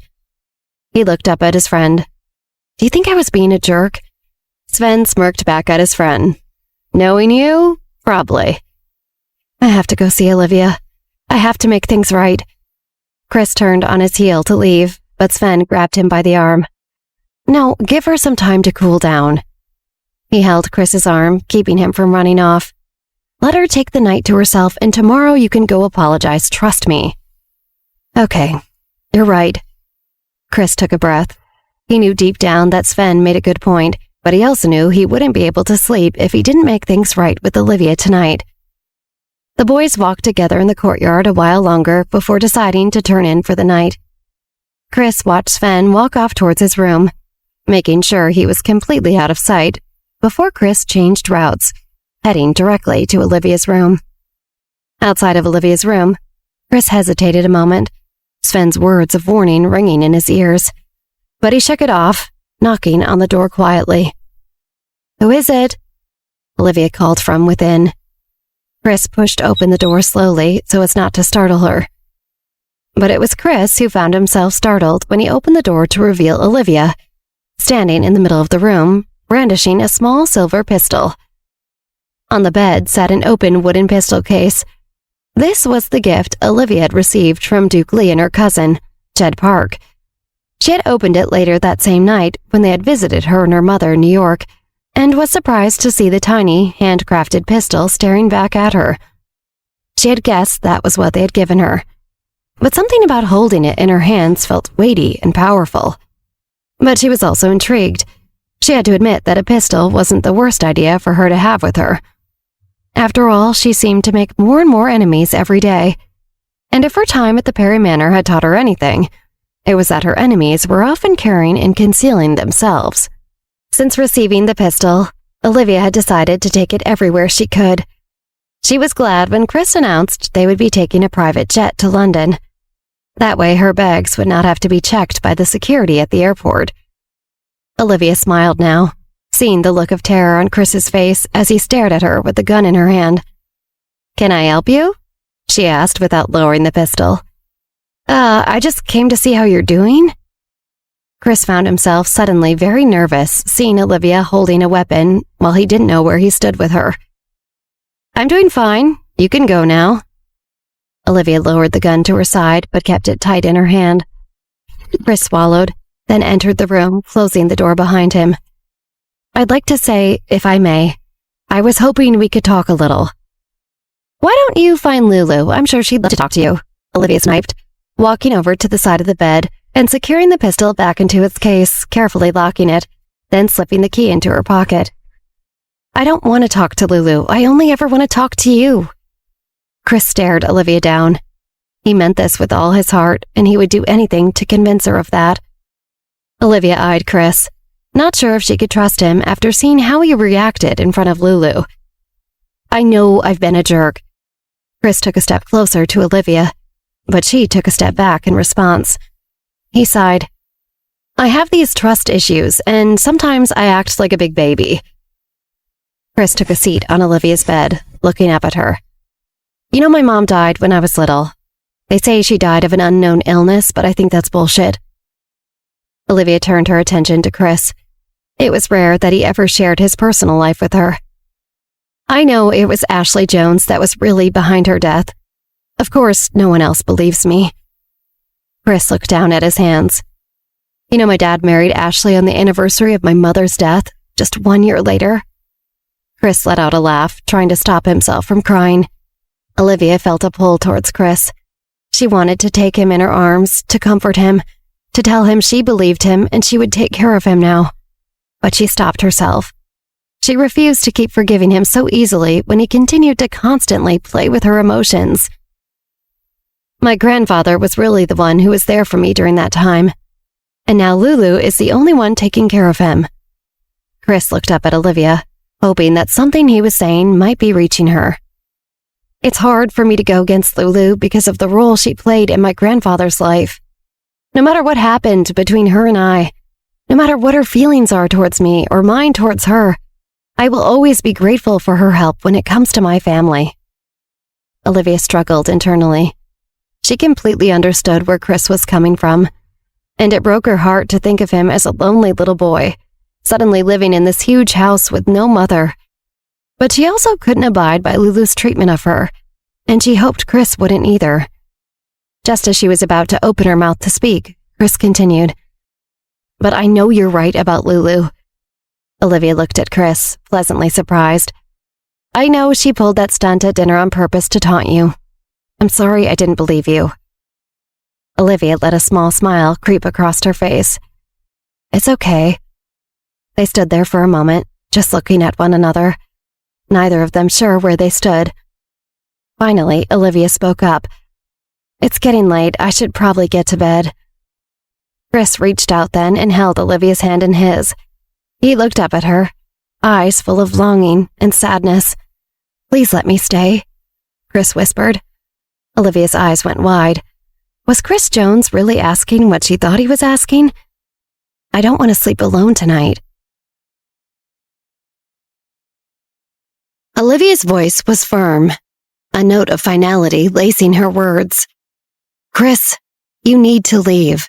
I really have to get some sleep. Chris's face mirrored his internal struggle. They had only just reconciled, and the last thing he wanted was to irritate Olivia. Yet concern etched deep lines on his forehead. I can't leave you alone, he whispered. Not when you've been feeling unwell since we got here. I need to be sure you're okay. Olivia's annoyance was evident. I'll be fine, Chris. I don't need a babysitter. Chris stood his ground, his tone earnest. You've been sick ever since we arrived at this house. What if something happens in the night and no one's here to help? Olivia let out an exasperated sigh, crossing her arms. I told you I'm fine. Undeterred, Chris pulled a chair from the corner of the room. I'll just stay here then, in the chair. I promise I won't bother you. I'll be as quiet as a mouse. Olivia eyed him skeptically, the lines of worry on her face softening slightly. You're going to sleep in the chair? All night? Chris nodded. Yeah, just to make sure you're okay. Chris caught the hint of skepticism in Olivia's eyes, her guarded gaze flickering with the worry that his intentions might not be purely protective. Sensing her unease, he gently reassured her. I promise, Olivia, I'm just here to look after you, nothing else. A softening flickered across Olivia's face, a subtle thawing as she recognized the sincerity in his words. All right, Chris, she relented, her voice carrying a quiet acceptance. You can stay just in the chair, okay? Chris nodded, a small grateful smile playing on his lips as he settled into the corner chair. He draped his coat over his knees, trying to find some semblance of comfort on the hard wooden seat. Olivia, meanwhile, nestled under the covers of her bed, her body relaxing into the soft mattress, yet her mind was far from peaceful. She lay there, her back to Chris, the room's silence enveloping them both. In the chair, Chris shifted slightly, the faint creak of wood echoing in the quiet room. His gaze was fixed somewhere in the dark expanse of the ceiling, lost in thought. A tangible tension hovered in the air, a delicate balance of uncertainty and unspoken affection.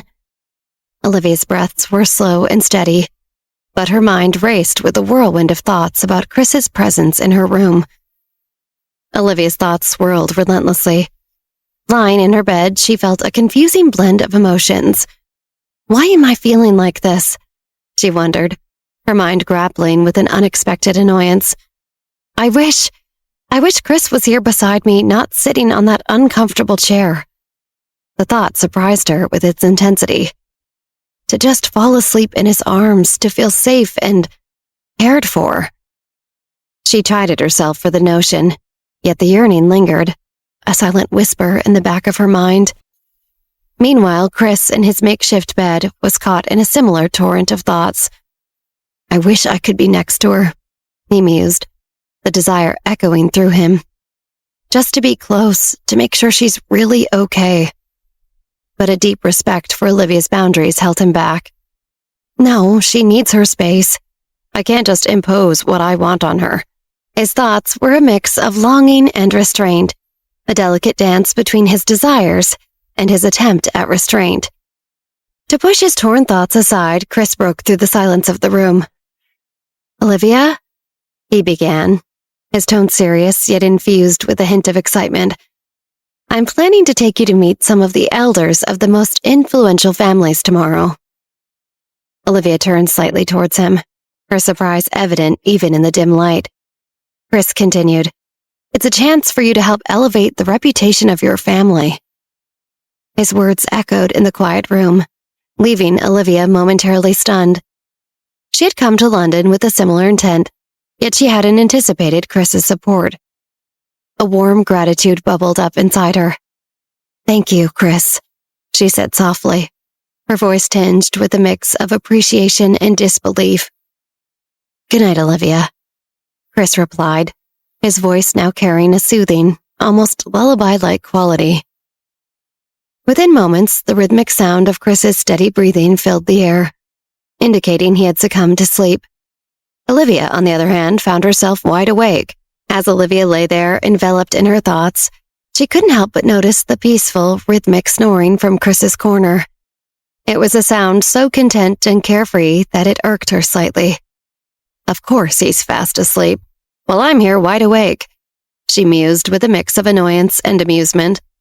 A playful thought crossed her mind, and she entertained it for a moment. Maybe I should wake him up, just so he knows what it feels like. The idea brought a smirk to her face, imagining Chris's confused, sleepy expression if she were to disrupt his slumber. No, that would be too cruel, but funny, she conceded in her mind, the thought amusing her in the quiet of the room. Her gaze drifted back to Chris, observing his peaceful demeanor. She pondered the complexities of their connection, the highs and lows that defined their interactions. Can I really see a future with him? She wondered, the question hanging in her mind like an unresolved melody. Yet as she watched him sleep, a softness crept into her thoughts. He does look incredibly cute when he's not driving me up the wall. She couldn't deny the affection that bubbled up inside her when he wasn't ruffling her feathers. I do like him, a lot, when he's not being a complete critter, she thought, a term of endearment and annoyance entwined together. Her mind then shifted gears, focusing on the primary purpose of their trip. How can I use this opportunity in London? How can I uplift the Johnson family name? Her thoughts began to strategize, weaving plans and possibilities. As she delved deeper into her schemes, time seemed to slip by unnoticed. The room's darkness was a silent companion to her contemplations. Suddenly, the faint glow of her watch caught her eye, indicating it was already 3 a.m. Where did the time go? She wondered, her mind finally beginning to quiet down. With the plans for tomorrow taking shape in her mind, and the gentle sound of Chris's snoring in the background, Olivia finally felt a wave of sleepiness wash over her. As the first light of dawn began to seep through the curtains, Chris slowly stirred from his slumber. Opening his eyes at 6:30 a.m., he felt an unusual sense of refreshment, the kind that only comes from a night filled with contentment. He realized it wasn't just the sleep that had rejuvenated him. It was the fact that he had spent the night in the same room as Olivia. Sitting up in his chair, he stretched his arms, his gaze naturally drifting towards the bed where Olivia lay sleeping. She looked peaceful, a serene expression on her face that softened the usually sharp lines of her determined features. Watching her in this quiet, unguarded moment, Chris felt a warmth spread through him, a gentle reminder of how much he genuinely cared for her. He stood up quietly, careful to not disturb her sleep, and walked over to the bed. There was a tenderness in his eyes, a softness that was reserved only for moments like these. He watched her for a few seconds, memorizing the way the morning light played across her face, casting gentle shadows that danced with her calm breaths.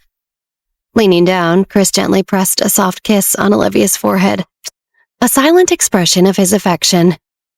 Turning away from the bed, Chris quietly exited the room.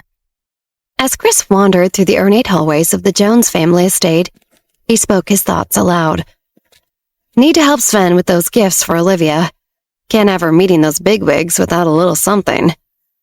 The grandeur of the house never ceased to amaze him, but his focus was elsewhere this morning. Reaching the courtyard, he found his grandfather, Charles, deeply absorbed in his Tai Chi practice, a picture of focus and discipline. Nearby, Lulu was setting up a refreshment table with water, tea, and coffee, her movements sufficient and practiced. "Morning, Grandpa," Chris greeted, his voice filled with a mix of affection and respect. Charles continued his fluid movements, nodded in acknowledgement without breaking his rhythm. As he finished his exercise, Lulu approached with a towel, offering it to him with a respectful nod. Charles, wiping his brow, turned to Chris with a sprightly glint in his eye. "Good to see you up early, Christopher. How about a quick spar? You look like you could use some loosening up." Chris couldn't resist a challenge, especially from his grandfather. He positioned himself, ready for a friendly spar. The courtyard transformed into a makeshift arena, as grandfather and grandson began their dance of martial arts. Despite his years, Charles moved with a surprising agility, each move calculated and precise. Chris, trying to keep up, admired his grandfather's skill and grace. In the end, experience won over youth, as Charles deftly maneuvered and gently pinned Chris, a triumphant smile on his face. "Still got a few tricks up my sleeve," Charles chuckled, releasing his hold. Chris, slightly out of breath but grinning, conceded. Lulu, ever attentive to the routine, approached Charles with a steaming cup of tea, which he accepted with a nod of gratitude. Charles raised an eyebrow at Chris, a curious gleam in his eyes. "So I couldn't help but notice you came from the direction of Olivia's room," he asked, his tone light yet pointed. Chris, caught slightly off guard by his grandfather's question, hesitated for a fraction of a second before responding. "Yeah, I ended up sleeping in Olivia's room last night." The moment Lulu overheard Chris's admission of spending the night in Olivia's room, her hands, previously steady and sure, faltered. The cup of tea she had been meticulously preparing for Chris slipped from her grasp, clattering noisily onto the tray with a splash. Chris and Charles, taken aback, turned their attention to Lulu, their faces etched with confusion. Lulu's cheeks flushed a deep shade of crimson as she hurriedly apologized. "Oh, I'm so sorry. How clumsy of me," she stammered, her embarrassment evident.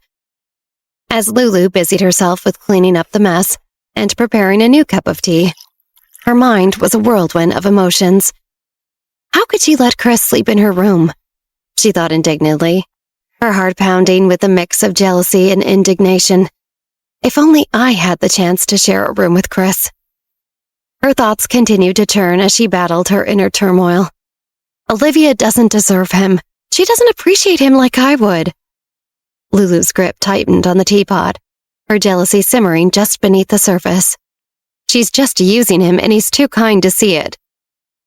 Lulu forced a smile as she handed the freshly prepared tea to Chris, concealing the storm of emotions brewing within her. Charles, after sipping his tea, regarded Chris with a knowing look. "So, Chris, how do you really feel about Olivia?" he inquired, his tone casual yet probing. Chris, feeling a sudden surge of nervousness at the directiveness of the question, fumbled for words. His thoughts raced, trying to articulate his feelings without revealing too much. Lulu, overhearing the conversation, paused in her tasks, her ears tuned in to Chris's response, her heart beating fast with anticipation and hope. Chris, gathering his thoughts, finally spoke. I really like her, Grandpa. Olivia is amazing. I'm looking forward to spending more time with her. We're still getting to know each other, but it feels right. Inside, Chris's emotions were a tumultuous mix. I wish I could say I love her. Do I love her? He pondered, his heart torn between certainty and doubt. Charles, observing Chris's hesitation, pushed a little further. But why were you in her room, Chris? Is there more to this? Chris's eyes widened in surprise at the insinuation. He found himself momentarily speechless, the implication catching him off guard. Does he think? No, nothing happened, Chris thought, struggling to find the right words to convey the innocence of the situation. He opened his mouth to explain, but the words seemed to escape him, leaving him standing there, a flustered expression on his face, under the watchful gaze of his grandfather and the anxious ears of Lulu. Well, Chris, Charles repeated, what do you have to say for yourself? Reeling from his grandfather's pointed question, Chris scrambled to collect his thoughts. His words tumbled out in a hasty jumble. No, Grandpa, it's not like that. I was there to make sure she was okay. Charles raised an eyebrow, his expression a mix of skepticism and curiosity. You're sure about that, Chris? Nothing more than a sleepover, then? Chris, feeling the weight of his grandfather's gaze, nodded vigorously. Absolutely, Grandpa. Just watching over her, that's all. Out of the corner of his eye, Chris noticed Lulu, her attention fixed intently on him. Her eyes seemed to be searching for a hint of deceit or deeper truth in his hurried explanation. Lulu gasped and scurried off after being caught by Chris's gaze. The intensity of the moment hung in the air, with Charles studying Chris's face, trying to discern if his grandson was withholding something. Chris, acutely aware of Lulu's scrutiny and his grandfather's probing gaze, felt an awkward knot tighten in his stomach, his words failing to convey the innocence of his intentions. Chris took a deep breath, steadying his nerves as he faced his grandfather with newfound resolve. Grandpa, I assure you, my being in Olivia's room was purely out of concern. She wasn't feeling well after arriving here, and I wanted to make sure she was okay through the night, he said, his voice carrying a tone of certainty. Charles, although not entirely convinced, decided to accept Chris's explanation. He nodded slowly. So you stayed with her all night just to care for her? That's a significant gesture, Chris. Chris nodded in response. Yes, I did. Seemed the right thing to do. Charles' expression softened with a knowing smile. That's the kind of care usually reserved for someone you hold very dear. Almost like a husband would care for his wife, wouldn't you say? At the mention of marriage, Chris averted his eyes, feeling an awkward tension rise within him. Marrying Olivia? His thoughts raced. Part of me longs for that, to be that close to her. But are we ready for such a step? His internal struggle continued, torn between his deep feelings for Olivia and the reality of their complex relationship. She's incredible, and I do care for her deeply. But marriage? We're still navigating through so much. Chris wrestled with the notion, feeling both drawn to and apprehensive about the idea of a future with Olivia. The weight of the possibility lingered in his mind as he tried to refocus on the conversation. Grandfather, I don't... Chris was interrupted by Charles. Charles persisted. Why not marry Olivia now, Chris? You clearly care for her. Chris let out a sigh, feeling the weight of his grandfather's old-fashioned expectations. I can't just do that, Grandpa, he said, a hint of frustration in his voice. And why is that? Charles inquired, genuinely curious. Chris shook his head, trying to explain the modern perspective. Things are different now, Grandpa. People don't rush into marriages like they used to in your time. We need to understand each other better, grow together. Charles scoffed lightly at this. You're not getting any younger, Chris, and neither is Olivia. In my day, when you found someone you cared about, you didn't wait around.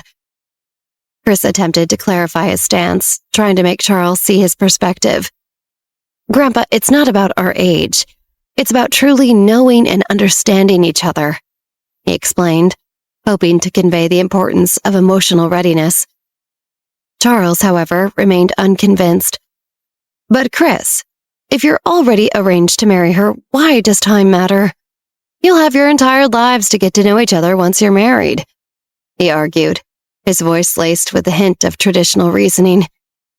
Chris felt a surge of frustration, knowing his grandfather's view was rooted in a different time.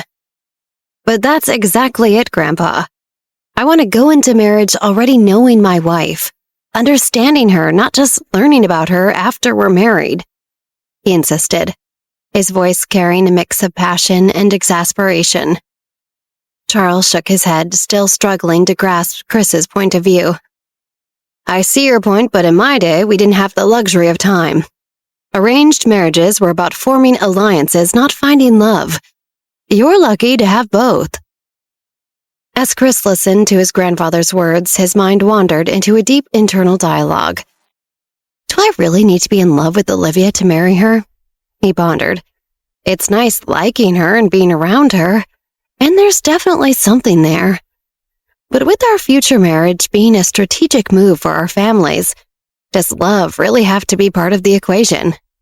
Chris's thoughts kept swirling. Charles leaned forward, his expression turning serious. Chris, while you're getting to know Olivia, you need to be careful. The last thing you want is to get her pregnant before marriage. That would accelerate things beyond your control, he cautioned. Chris's eyes widened slightly, taken aback by the bluntness of his grandfather's words. Charles continued. You see, Chris, if Olivia were to become pregnant now, it would force your hands. But in a way that would not look good to other powerful families. You'd have to marry her sooner rather than later, and that might not be what you want at this stage. Chris tried to interject, but Charles raised a hand, signaling him to listen. I understand the desire to be intimate with your partner before you're officially married. In your arranged situation, there's still a chance to change your mind about the marriage.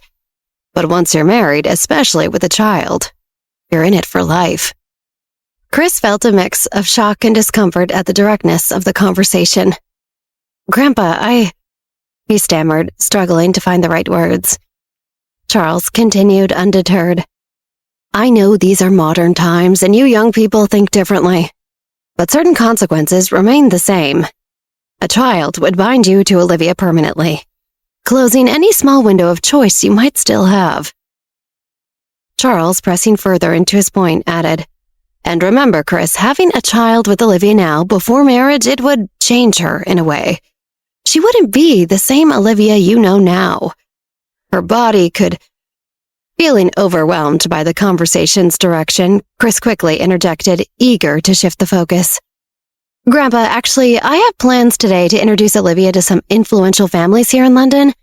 It's part of an effort to change the narrative surrounding her family's name. Charles, visibly surprised by this revelation, asked, Was this your idea, Chris? Well, yes, in part, but it's also something Olivia expressed interest in doing while here in London. Chris explained, proud of their joint initiative. Charles pondered for a moment before acknowledging. That's quite astute of her.